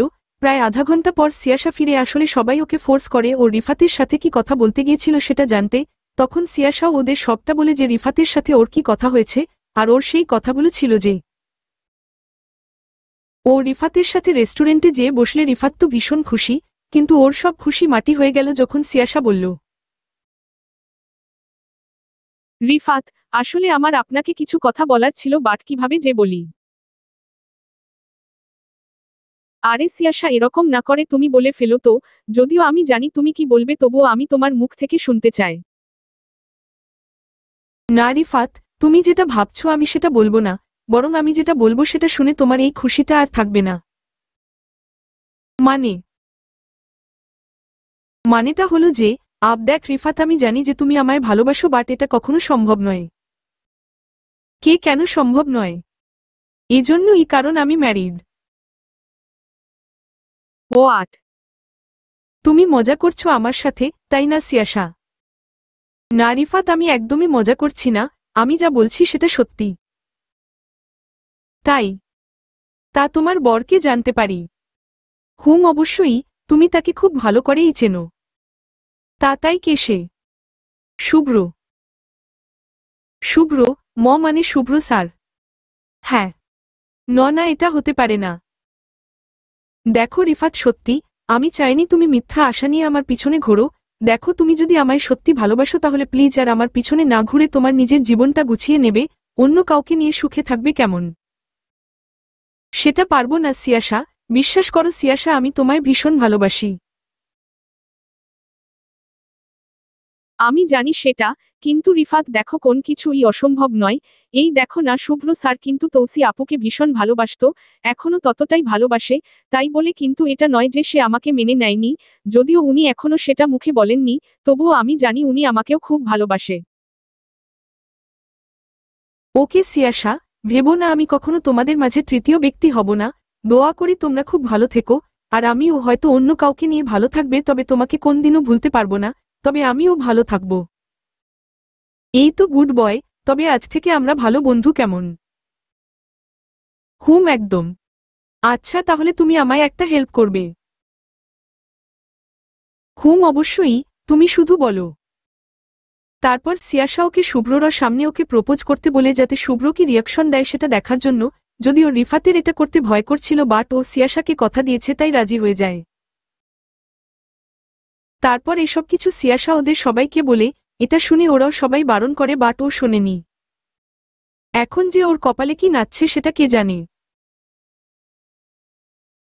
ভার্সিটি থেকে বের হয়ে শুভ্র সিয়াশাকে গাড়িতে বসিয়ে গাড়ি চালাতে শুরু করে। এদিকে শুভ্র এত জোরে গাড়িটা চালাচ্ছে যে সিয়াশা রীতিমতো ভয় দোয়া দুরুদ পড়তে শুরু করে দিয়েছে, কিন্তু মুখে শুভ্রকে কিছু বলার সাহস পাচ্ছে না। খুব দ্রুত গাড়ি চালিয়ে শুভ্র সোজা বাড়ির সামনে যেয়ে থামল, তারপর নিজে গাড়ি থেকে নেমে সিয়াশাকেও টেনে নামালো এবং কোনদিকে না তাকিয়ে সোজা ওদের রুমে নিয়ে গেল। এদিকে এত জোরে ও সিয়াশার হাত ধরে টেনে নিয়ে যাচ্ছে যাতে ওর হাতটা ব্যথা করছে, কিন্তু শুভ্রর সেদিকে কোন খেয়াল নেই। রুমে এসে শুভ্র সিয়াশার হাত ছেড়ে এবার ওর বাহু শক্ত করে ধরে নিজের কাছে টেনে আনলো, তারপর বলল, কি বলছিল তখন, এবার আবার বলো তো। ও হ্যাঁ, আমি তোমাকে পাত্তা দিয়ে না, ভালোবাসি না তাই তুমি ওই রিফাতের কাছে চলে যাবে তাই না, বলে ওর বাহু দুটো আরো শক্ত করে ধরল, যাতে সিয়াশা ব্যথায় কুকিয়ে উঠল। আহ, কি করছেন, আমি ব্যথা পাচ্ছি তো, প্লিজ ছাড়ুন। ছাড়বো, আগে আমার কথার উত্তর দাও। ঠিকই তো বলেছি আমি, কি ভুল বলেছি? সত্যিই তো আপনও আমায় একটু ভালোবাসেন না, এমনকি আমায় নিজের স্ত্রী হিসেবে ও মেনে নেননি, তাই তো ওই রিফা। একদম চুপ। আর একবার যদি আমার সামনে ওই রিফাতের নাম উচ্চারণ করিস, তাহলে আমি তোকে একদম জানে মেরে ফেলব। আর কি বললি, আমি তোকে একটুও ভালোবাসি না? আরে তোকে ভালোবাসি না বলেই তুই অসুস্থ হলে দিন রাত এক করে আমি তোর সেবা করি, তাই না? তোকে স্ত্রী হিসেবে মানি না বলেই আমি তোর এত কেয়ার করি, এত শাসন করি, তাই না? আরে আমি যদি তোকে ভালোই না বাসতাম তাহলে এভাবে হুটহাট করে আমায় জড়িয়ে ধরে ঘুমানো, নিজের হাতে খাইয়ে দেওয়া, তোর সব আবদারগুলো চুপচাপ মেনে নিতাম। তোকে ভালোবাসি বলেই তো আমি তোর কাছে আশাগুলো মেনে নিয়েছি। আর তুই কি করলি? আমাকে এত স্বপ্ন দেখিয়ে নিজে অন্য কাউকে বেছে নিতে চাইছিস? ঠিক আছে, যা, আজ থেকে মুক্ত তুই, তোর যা ইচ্ছে কর। আমার এই ভুল তৌসিকে হারিয়ে আমি তোকে আঁকড়ে ধরে এবার নতুন করে বাঁচার স্বপ্ন দেখেছিলাম, তবে আর না, আমি আর তোমার জীবনে বাধা হয়ে দাঁড়াবো না। বলে শুভ্র ওকে ধাক্কা দিয়ে ঘর থেকে বেরিয়ে গেল, আর সিয়াশা মেরে গেল। ও তো জাস্ট শুভ্রর মুখ থেকে ভালোবাসার কথাগুলো শুনতে চেয়েছিল, বুঝতে পারেনি যে ও এতটা কষ্ট পাবে। দূর। কেন যে এত পাকামি করতে গেলাম, তখন ওদের কথা শুনলেই ভালো হতো, এখন কি করে সামলাবো একে। ওর ভাবনার মাঝেই ফোনটা বেজে ওঠে। ও ফোনটা তুলে দেখে অর্ণব ফোন করেছে। ও তাড়াতাড়ি ফোন রিসিভ করতেই ওপাশ থেকে সব কয়টা একসাথে প্রশ্ন করতে শুরু করে। এবার সিয়াশা একে একে সবকিছু ওদের বলল। সবটা শুনে ওরা সিয়াশাকে এবার বকতে শুরু করলো ওর এই পাকামির জন্য। বেশ কিছুক্ষণ ওদের বকা শোনার পর সিয়াশা এবার বিরক্ত হয়ে বলল, আরে ধুর বাবা, আমি নিজেও বুঝতে পারছি যে আমার ভুল হয়েছে, এখন এত ঘ্যান ঘ্যান না করে কোন আইডিয়া দে না যে এখন কি করব। ওকে ওকে শোন, আমার কাছে একটা ভালো আইডিয়া আছে তোহা। তাহলে বলে ফেল। বলবো, তার আগে এই অর্ণব, রিহাব, শাফিন তোর একটু ওদিকে যা।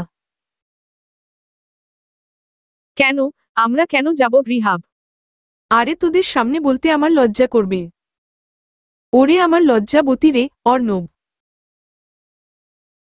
ধুর, না গেলে কিন্তু আমি বলবো না।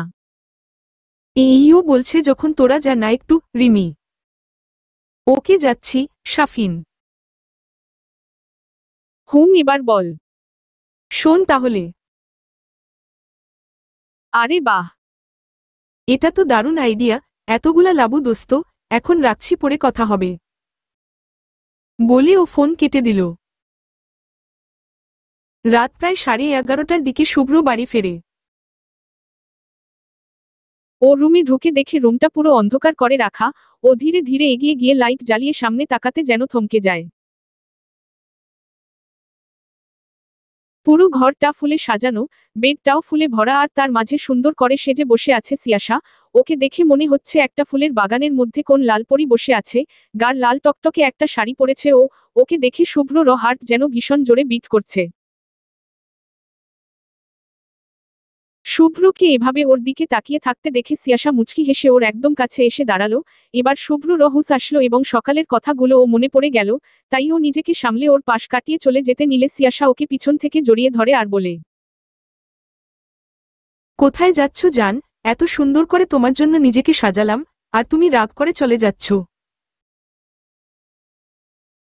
হু হো, আমি চলে গেলেই বাকি তোমাকে দেখার জন্য তো লোকের অভাব নেই, আমার দেখার না দেখায় কি এসে যায়?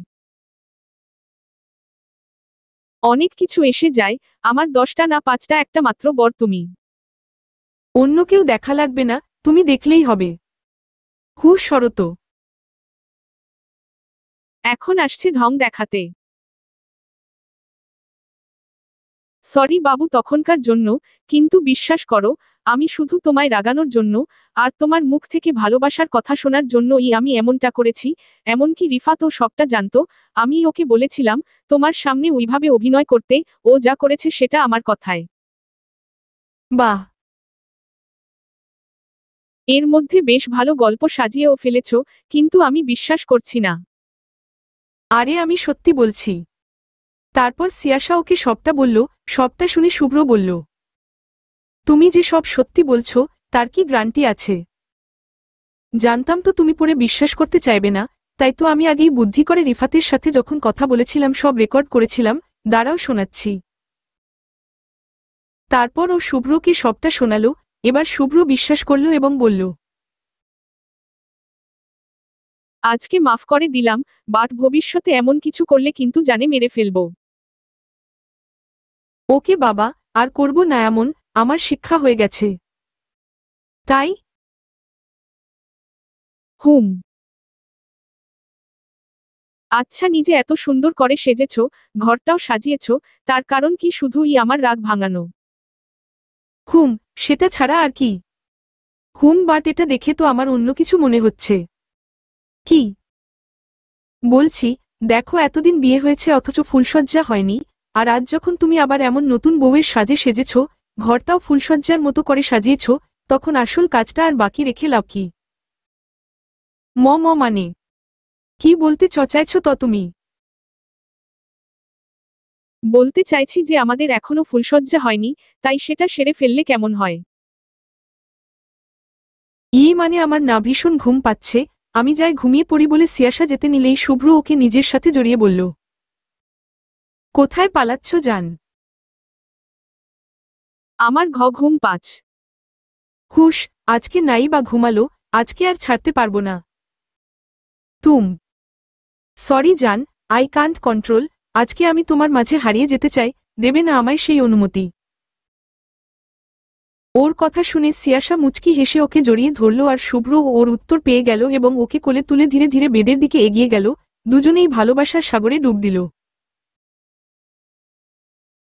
4 বছরের ছোট্ট শুভ্রতার হাত ধরে সিয়াসা আর শুভ্র দাঁড়িয়ে আছে তৌসির কবরের সামনে। আজকে তৌসির মৃত্যু বার্ষিকী, সবাই এসেছে ওর কবর জিয়ারত করতে। শুভ্রতা আজকে অনেকগুলো গোলাপ ফুল গাছ নিয়ে এসেছে ওর বড় মার কবরের পাশে লাগাবে বলে। তৌসির কবর জিয়ারত করে আজকে সারাদিন ওরা সবাই এতিমখানাতেই ছিল। তৌসির বাবা মা, সিয়াসার বাবা মা, সবাই এসেছে। ছোট্ট শুভ্রতাকে নিয়ে এখন সবার দিন কাটে। তৌসির বাবা মাও ওকে ভীষণ ভালোবাসে। রাতে শুভ্রতা ঘুম পাড়িয়ে সিয়াসা শুভ্রকে খুঁজতে খুঁজতে ছাদে চলে আসে, যে দেখে শুভ্র রেলিং ঘেঁষে আকাশের দিকে তাকিয়ে আছে। সিয়াসা আস্তে আস্তে ওর কাছে যেয়ে ওর কাঁধে হাত রাখে। হঠাৎ করে কাঁধে কারো স্পর্শ পেয়ে শুভ্র পিছনে ফিরে সিয়াসাকে ওকে নিজের সামনে টেনে এনে পিছন থেকে জড়িয়ে ধরে ওর ঘাড়ে মুখ গুজে দেয়। বেশ কিছুক্ষণ কেউ কোন কথা বলে না। সিয়াসা ও শুভ্রকে স্বাভাবিক হতে কিছুটা সময় দেয়, তারপর বলে, এমন মন খারাপ করছো কেন বলো তো? তুমি এমন মন খারাপ করলে আপু ও কষ্ট পাবে না। একটু স্বাভাবিক হও, তোমার মেয়ে ও কিন্তু তোমার উপর অভিমান করে ঘুমিয়ে গেছে। ও তোমাকে ছাড়া ঘুমাতে পারে আর আজ তুমি ওকে নিজের কাছে নিয়ে ঘুম পাড়িয়ে দাওনি, এ নিয়ে কি রাগ তোমার মেয়ের? কোথায় সে? ঘুমিয়ে গেছে। তুমিও চলো ঘুমাবে, অনেক রাত হয়ে গেছে। চলো। আর প্লিজ আপুর জন্য আর মন খারাপ করো না। আপু হয়তো এখন আমাদের মাঝে নেই, কিন্তু আমাদের সকলের হৃদয় তো আছে আর সারা জীবন থাকবে। তবুও কি করব বলো, মাঝে মাঝে মনটা যে বুঝতে চায় না। তবে কি জানো, সত্যিই মন থেকে তোমার কাছে কৃতজ্ঞ আমি তোমার কাছে আমার জীবনে আসার জন্য।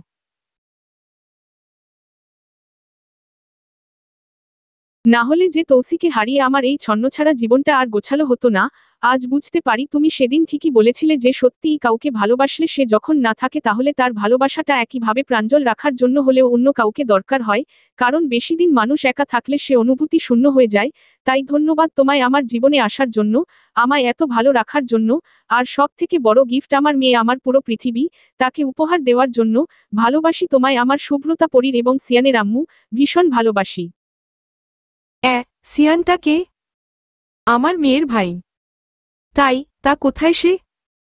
এই যে এখানে আসবে তুমি, আমি চাইলে আল্লাহর রহমত করলে খুব শীঘ্র আসবে। এখন বলো রাজি তুমি? ধাত শুধু এসব ঘোরে মাথায় না, কাছে আসার ধান্দা খোঁজো তাই না? আরে জান, রাগ করছো কেন? তুমি তো জানো যে আমার মেয়ে আমার প্রাণ। আর আমার মেয়েরও তো ইচ্ছে করে সবার মতো ওর একটা ভাই বোন থাকুক। আমি তো সেজন্যই বলছি আমার মেয়ের জন্য আমাদের একটা ভাই আনতে চাইছি। হয়েছে, আর বোঝাতে হবে না, দুষ্টু কোথাকার। হুম। আর এই দুষ্টটাকেই তো তুমি এত ভালোবাসো। হুম, সেটা ঠিক। ভীষণ ভালোবাসি আমি তোমায়, আমার মেয়ে এবং হবু বাবুর আব্বু। হা হা হা, আমিও তোমায় খুব ভালোবাসি জান। ভালোবাসি ভালোবাসি ভালোবাসি, এক পৃথিবী সমান ভালোবাসি। সত্যি আমি তোমায় পেয়ে ধন্য। সারা জীবন তুমি এভাবেই আমার পাশে ছায়া হয়ে থেকো প্রিয়। হুম, থাকবো, কথা দিলাম। এবং এভাবেই ভালোবেসে যাব। এভাবেই চলতে থাকুক ওদের জীবন, ভালো থাকুক ওরা ওদের মেয়েকে। ভবিষ্যতে হয়তো আবার সিয়ান ও আসবে ওদের মাঝে, তাকে নিয়েও যেন ওরা এভাবে সুখী সারা জীবন।